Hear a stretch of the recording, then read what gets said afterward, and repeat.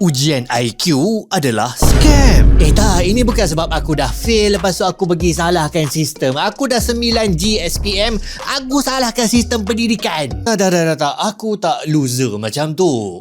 Bukan part tu lah. Ujian IQ ni yelah nampak macam dia cuma tanya soalan-soalan yang menguji kadar kebijaksanaan kita. Orang-orang yang bijak akal je boleh jawab ujian IQ dapat markah tinggi. Lagi tinggi markah ujian IQ bermakna lagi tinggilah kadar kecerdasan korang. Apa masalahnya? Takkan itu pun scam? Masalahnya bila korang tanya kenapa? Kenapa buat ujian IQ? Cerita dia pada awal abad ke-20, masyarakat barat terutama sekali Amerika Syarikat jadi obses nak kira tahap kecerdasan orang lain. Mana datang obses ni? Sejarah dia sebenarnya adalah sangat gelap dan jijik. Puluhan tahun sebelum ujian IQ ni dicipta, seorang mamat bernama Darwin kemukakan satu teori evolusi. Kenapa tiba-tiba Darwin? Sabar. Kena cerita dulu benda ni baru korang boleh faham dari mana datangnya ujian IQ. Teori Darwin adalah kalau manusia boleh pilih baka haiwan, iaitu dengan manusia ambil pasangan haiwan yang baka-baka dia baik. Si betina sihat cantik, si jantan kuat dan laju, korang pergi kahwinkan binatang ni, diorang membiak anak-anak yang lahir tu pun akan jadi kuat dan sihat serta akan mewarisi kelebihan-kelebihan mak ayah diorang. Binatang dan tumbuhan yang dibela secara berketurunan-keturunan yang manusia pilih baka-baka yang baik ni, lama-lama spesies haiwan tu dia berubah menjadi lagi laju, lagi kuat, lagi gemuk, lagi sihat, lagi banyak daging, lagi manis dan lagi comel berbanding dengan hidupan versi spesies liar. Dan kita memang boleh tengok pun fenomena ni punyalah berbeza spesies haiwan liar dan haiwan yang dibela diternak oleh manusia. Jadi Darwin duk tengok benda ni dan dia pun terfikirlah, semua hidupan lain di atas muka bumi ni termasuklah manusia pun macam tu juga. Selama beratus ribu tahun alam akan pilih ciri-ciri tertentu pada hidupan-hidupan yang akan menang dan akan disambungkan kepada anak-anak diorang. Dan hidupan yang ciri-ciri diorang adalah ciri-ciri yang lemah, yang kalah. Diorang tak dapat nak sambungkan ciri-ciri ni kepada anak-anak diorang sebab diorang mati dululah sebelum diorang sempat ada anak. Senang cerita, survival of the fittest lah. Yang fit akan terus survive dan akan terus lahirkan generasi. Yang tak fit tak survive lah. Okey, tapi kenapa dia fit? Sebab dia survive. Kenapa dia survive? Sebab dia fit. Itulah sebab ini antara slogan yang paling kelakar dalam sains, tapi tak apalah. Maksudnya daripada teori Darwin ni ada beberapa kesimpulan penting. Ini daripada teori tu sendirilah, aku taklah kata teori Darwin ni betul. Kesimpulan yang pertama, darjat manusia. Setiap spesies, entahlah apa maksud spesies tu, Darwin sendiri pun pening pasal benda ni. Setiap spesies menurut Darwin dah alami proses perubahan evolusi selama beratus ribu tahun. Ada spesies yang paling tinggi lah pada rantaian evolusi dan ada spesies yang lambat pick up. Disebabkan menurut Darwin perubahan pada spesies sentiasa menuju ke arah kebaikan dan kelebihan. Alam sentiasa pilih sifat-sifat yang dia nak, yang boleh menang. Maka spesies yang paling tinggi lah pada rantaian evolusi adalah spesies yang paling maju dan paling mulia. Ini termasuklah kepada kumpulan manusia. Ada kumpulan manusia yang paling tinggi pada rantaian evolusi, maka mereka yang paling maju, mereka yang paling mulia. Siapa kumpulan manusia yang tertinggi pada rantaian evolusi ni? Menariknya bila Darwin carilah bangsa ni, Darwin kata mestilah ia adalah bangsa yang tak akan hilang di muka bumi. Jap. Tak akan hilang di dunia? Weh, ini slogan yang merujuk kepada satu-satunya bangsa. Tak lain tak bukan bangsa yang paling tinggi pada rantaian evolusi itu adalah bangsa Melayu. Tak adalah aku membongak je, mana ada Darwin cakap macam tu. Mestilah bangsa yang paling mulia, yang paling tinggi tu bangsa dia lah, bangsa Darwin. Bangsa Mat Salleh, Aryan, Nordik atau Caucasoid. Apa buktinya? Ialah sebab bangsa Mak Saleh waktu tu adalah yang paling pandai lah kuasai dunia dengan teknologi tercanggih yang diorang cipta. Kemuncak evolusi manusia adalah otak yang terpandai. Jadi bangsa yang pandai, obviously all of these European Mat Salehs adalah bangsa yang paling berevolusi lah. Bangsa-bangsa lain yang kurang pandai, diorang ni duduk dekat bawah. Dan mereka dianggap lebih menghampiri binatang lah menurut teori Darwin. Teori ni sangat disukai oleh penjajah Eropah yang duk buat benda paling kejam kat dunia pada waktu tu. Sebab kalau korang buat benda jahat pada binatang atau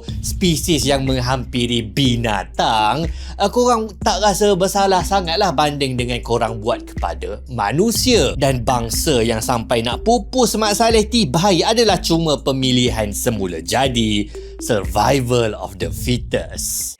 Penjajahan ni rupa-rupanya saintifik, babe. Dan kesimpulan yang kedua, memilih baka manusia. Satu lagi kesimpulan yang penting yang cepat je manusia dapat daripada teori Darwin ni adalah kalau kita boleh pilih mak ayah haiwan untuk kita biakkan supaya lahirkan anak-anak generasi baru yang lagi bagus, genetik yang lebih baik. Jadi kita boleh buat benda yang sama tapi pada manusia. Kita boleh pilih bakal mak dan bakal ayah manusia yang baka dia bagus-bagus supaya bila anak mereka lahir, generasi seterusnya adalah lebih pandai dan lebih baik. Jadinya, inilah cara yang terbaik nak memperbaiki masyarakat. Kalau mak-mak ayah yang mundur, yang miskin, tak pandai, diorang ni lahirkan anak-anak mereka pun akan mewarisi ketidakpandaian diorang, akan mewarisi kemiskinan diorang. Lama-lama generasi baru masyarakat akan jadi makin mundur, baka diorang jadi makin rendah kualiti. Tapi kalau kita boleh pilih mak ayah yang pandai, maju dan kaya,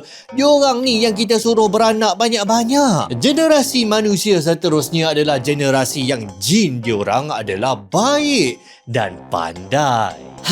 Maka lahirlah eugenics. Sains untuk majukan kualiti genetik populasi manusia, terutamanya dengan kita pilih manusia-manusia yang layak untuk ada anak, macam kita buat dekat binatang. Okey, tapi untuk berlaku adil, Darwin taklah secara langsung datangkan dan perjuangkan idea eugenics ni. Tapi daripada teori dia, sepupu dia sendiri buat rantaian logika yang kemudian sangat-sangat diraikan masyarakat barat. Orang-orang Mak Saleh Kristian dekat US tu sangat-sangat anti dengan teori Darwin pasal manusia berasal dari beruk. Tapi diorang sangat-sangat suka dengan teori Darwin pasal social Darwinisme. Masyarakat barat pada abad ke-19 dan 20 sangat dipengaruhi oleh idea eugenics. Diorang kena kawal siapa yang layak untuk lahirkan anak. Kalau boleh, diorang nak ahli-ahli masyarakat yang jin diorang bagus je untuk lahirkan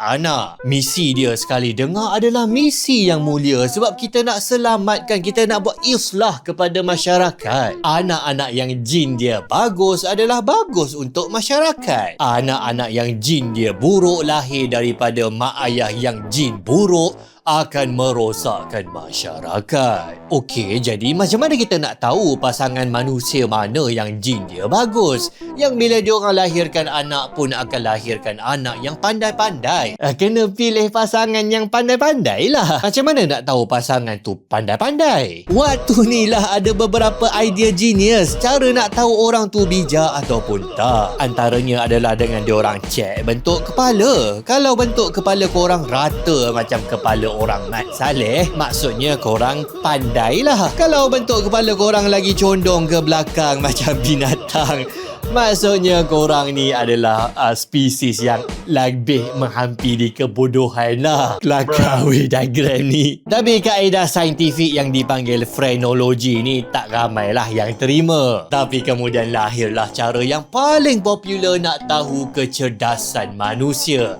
masih digunakan sampai sekarang, iaitu ujian IQ. Peserta kena jawab set-set soalan tertentu dan kalau markah dia tinggi, itulah petanda kecerdasan dia tinggi. Kalau markah dia rendah, dia tergolong dalam kategori moron. Sebenarnya bukanlah satu kebetulan kenapa ujian IQ ni melonjak populariti dia sangat-sangat popular pada negara dan masa yang tengah sangat-sangat mengamalkan eugenics. Tak, bukan Nazi Jerman. Kesian orang kena fitnah sebagai pengasas eugenics. Nazi Jerman sebenarnya ambil inspirasi daripada Amerika Syarikat puluhan tahun sebelum Holocaust. Mereka tengok program eugenics Amerika Syarikat ni sangat-sangatlah berjaya.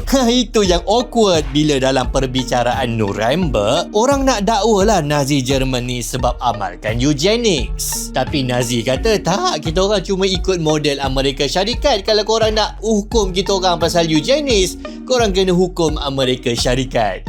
Dan Amerika Syarikat memang tak dihukum lah. Bila ujian IQ ni dibuat besar-besaran di Amerika Syarikat pada awal abad ke-20, ada beberapa penemuan yang diperoleh. Golongan IQ tinggi adalah masyarakat kulit putih. Sedangkan golongan yang moron markah rendah kebanyakannya adalah masyarakat kulit hitam dan imigran dari luar negara. Bermakna orang kulit putih ni adalah pandailah, otak lagi maju daripada orang kulit hitam dan juga imigran. Dan disebabkan kita dah borak tadi bahawa 100 tahun lepas lebih orang ingat kepandaian bangsa ni adalah petanda bahawa bangsa mereka adalah baka yang mulia dan tinggi dalam rantaian evolusi. Diorang ada genetik dan zat yang lebih mulia dalam diri diorang. Dan baka tinggi tak boleh membiak dengan baka rendah. Jadi itulah sebab dulunya orang kulit putih ni tak boleh diharamkan berkahwin dengan orang kulit hitam. Diorang tak boleh campur, ada tempat khas untuk orang kulit putih, ada tempat khas untuk orang kulit hitam. Kalau ada anak antara orang kulit putih dengan orang kulit hitam lahir, anak tu dianggap merosakkan masyarakat sebab dia dah rosakkan kualiti kolam genetik masyarakat. Tapi apa jadi kalau orang yang IQ dan baka rendah ni tetap nak berkahwin, nak ada anak? Senang je, kerajaan akan tangkaplah diorang dan akan mandulkan diorang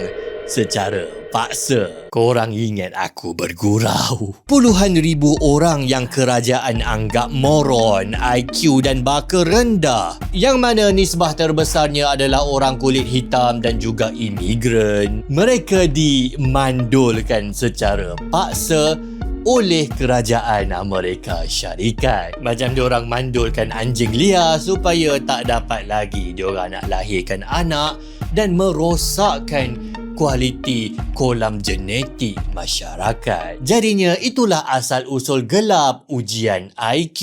Dia adalah alat untuk diskriminasi dan prejudis perkauman. Dan cerita dia, betul ke ujian IQ ni sebenarnya memang betul-betul menilai kecerdasan dan kepandaian orang yang ambil ujian tu? Tak, sebenarnya ujian IQ ni lebih menilai korang ni kaya ataupun tak. Kalau korang kaya dan berada dalam situasi sosioekonomi yang berada, korang lebih berkemungkinan untuk markah tinggi. Jadinya korang lebih berkemungkinan untuk dianggap pandai lah. Ada soalan IQ yang tanya pasal fakta-fakta pembuat kereta. Mana korang nak tahu kecuali keluarga korang ada kereta. Ada soalan yang tanya pasal fakta-fakta iklan pada surat khabar. Kalau keluarga korang adalah subscriber kepada surat khabar, korang bolehlah jawab. Dan kalau korang adalah orang yang berada, maka korang dapat akses kepada sekolah yang berkualiti, kepada pendidikan yang tinggi. Korang mampu masuk tuition, korang mampu beli pas paper soalan IQ ke atau soalan-soalan bocor. Jadi itulah sebab kenapa kebanyakannya mat-mat Saleh yang berjaya jawab ujian IQ yang dapat markah tinggi-tinggi berbanding dengan orang kulit hitam dan imigran.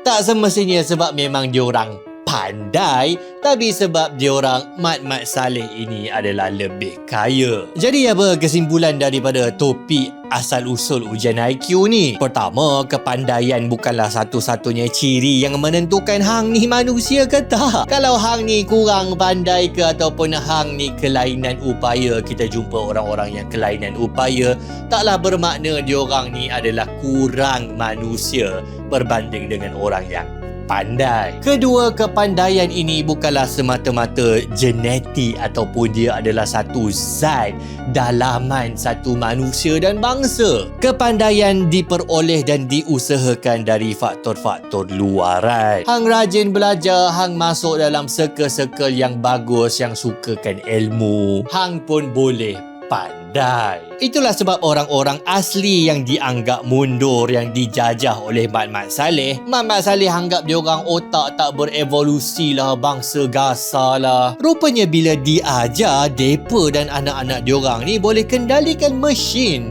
dan sistem yang kompleks. Kesimpulan yang paling penting sekali adalah pandai ni dia bukan destinasi, dia bukan hang dapat job pandai atas dahi dah settle dah korang punya status. Pandai ini adalah proses dan perjalanan. Kita sebenarnya sentiasa jahil dan kita kena sentiasa belajar sampai mati.